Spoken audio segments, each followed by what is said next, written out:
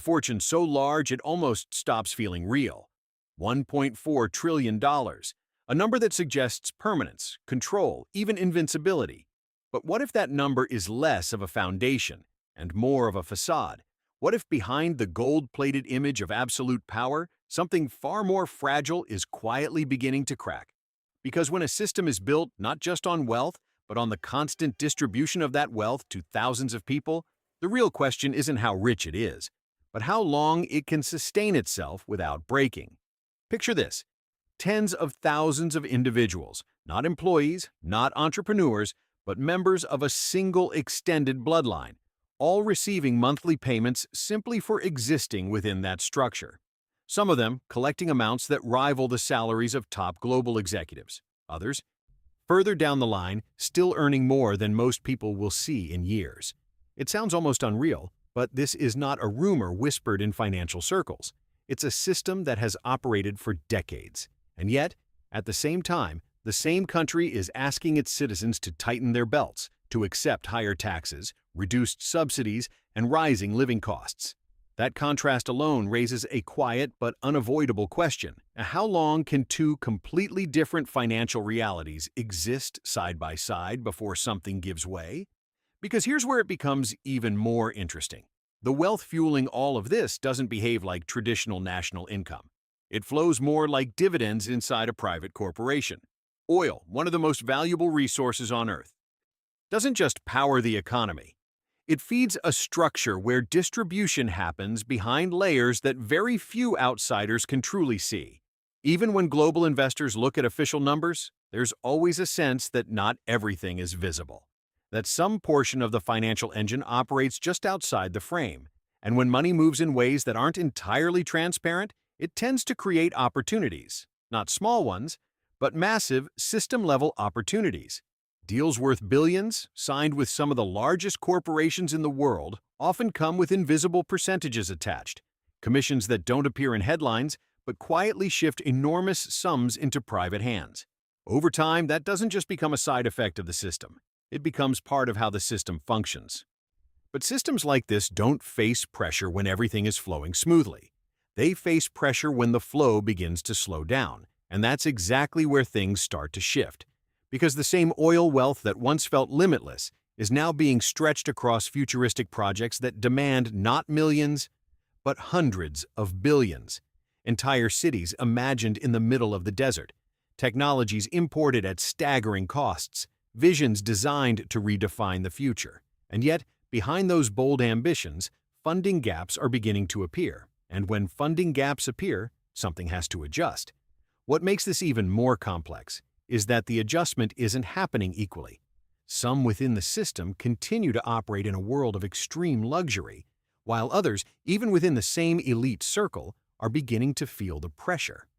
Payments tighten, privileges shrink, and suddenly a structure that once relied on shared abundance begins to reveal internal divisions.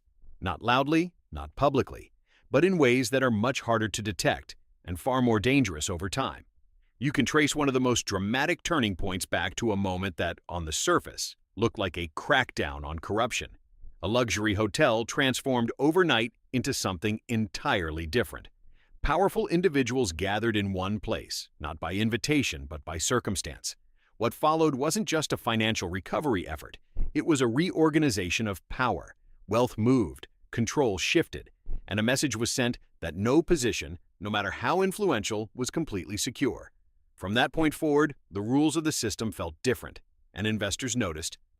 Because for global capital, predictability matters just as much as opportunity. When decisions begin to feel less predictable, even the most attractive markets start to look slightly uncertain. That hesitation doesn't always show up immediately, but over time, it creates gaps. Gaps that have to be filled internally. And filling those gaps often means placing more pressure on the broader population. This is where the contrast becomes impossible to ignore. On one side, extraordinary spending, super yachts, overseas estates, lifestyles that operate in a completely separate financial universe. On the other, rising costs of living, new taxes, and a growing sense among ordinary citizens that the promise of shared prosperity may not be unfolding as expected. And then there are the projects, visions so ambitious they almost feel unreal. Cities without cars, structures stretching across vast distances, concepts designed to capture the world's attention. But ambition comes with a price, and when that price collides with economic reality, scaling back becomes unavoidable. Quietly at first, then more visibly. Targets shift, timelines extend, and what was once presented as inevitable begins to feel uncertain.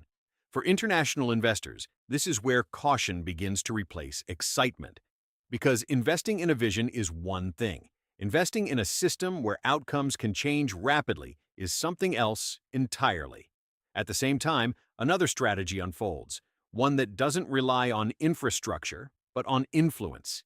Billions flowing into global sports, entertainment, and high-profile partnerships, not just as investments, but as a way to reshape perception, not to redirect attention, to build a narrative that feels modern, dynamic, and globally connected. And in many ways, it works. Headlines shift, conversations change, but beneath that surface, the underlying questions don't disappear. Because influence can reshape how something is seen, but it doesn't necessarily change how it functions.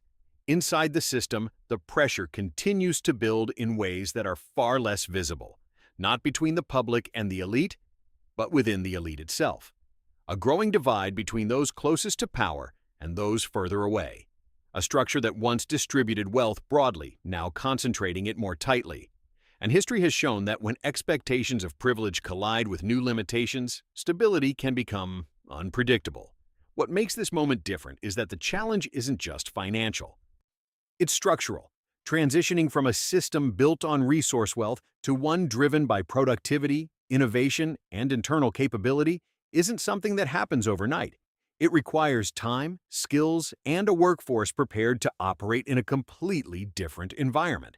And that transition appears to be far more difficult than simply investing in the latest technology or building the most advanced infrastructure. And that strain doesn't just stay within financial reports or policy decisions. It begins to show up in places most people would never think to look. Small signals at first, subtle changes in behavior, conversations that shift in tone behind closed doors. Because when a system that once relied on abundance starts operating under pressure, even those at the very top begin to adjust in ways that aren't always visible from the outside. One of the clearest signs appears in how money itself is being handled. In the past, vast reserves created a kind of buffer, a safety net that allowed ambitious projects and lavish lifestyles to coexist without immediate consequences.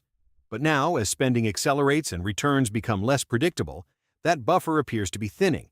Sovereign funds are being stretched across multiple directions at once, from domestic megaprojects to international investments designed to secure long-term influence.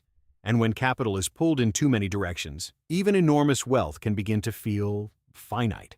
At the same time, the reliance on external expertise is becoming harder to ignore. Entire sectors, from advanced technology to infrastructure development, depend heavily on foreign knowledge and imported talent.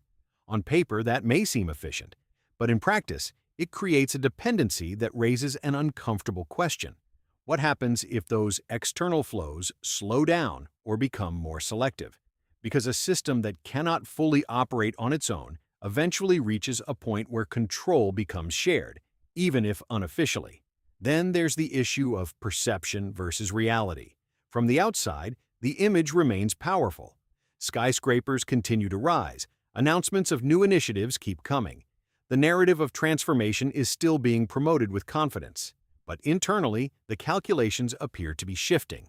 Projects are being reassessed, priorities quietly rearranged, and in some cases, ambitions scaled back to match a more grounded financial outlook. Perhaps the most revealing shift is psychological. For decades, the expectation of endless growth created a sense of certainty, a belief that no matter how large the spending, the system could absorb it. That belief now seems to be facing its first real test. And when certainty begins to fade, even slightly, it changes how decisions are made at every level. Because in the end, this isn't just about money. It's about whether a model built on one kind of strength can successfully transform into something entirely different without losing balance along the way. And this is where the real tension begins to emerge, a nation trying to redefine its future while still carrying the weight of a system built in a very different era, a leadership pushing forward with massive ambitions, while the foundation beneath those ambitions faces increasing pressure. So the question becomes unavoidable. Is this the transformation of one of the most powerful systems in the modern world, or the early signs of a structure being pushed beyond what it was designed to handle? Because sometimes the most important shifts don't happen when everything collapses. They happen when everything still appears to be working, just with a little more strain than before. If this story made you pause, then you're already seeing beyond the surface. Because sometimes what looks powerful from a distance can be far more fragile up close. If you want more deep dives like this, exploring systems, wealth, and the realities hidden behind them, make sure you stay connected. Drop your thoughts in the comments, like the video. Share it with someone who should see this, and subscribe so you don't miss what's coming next.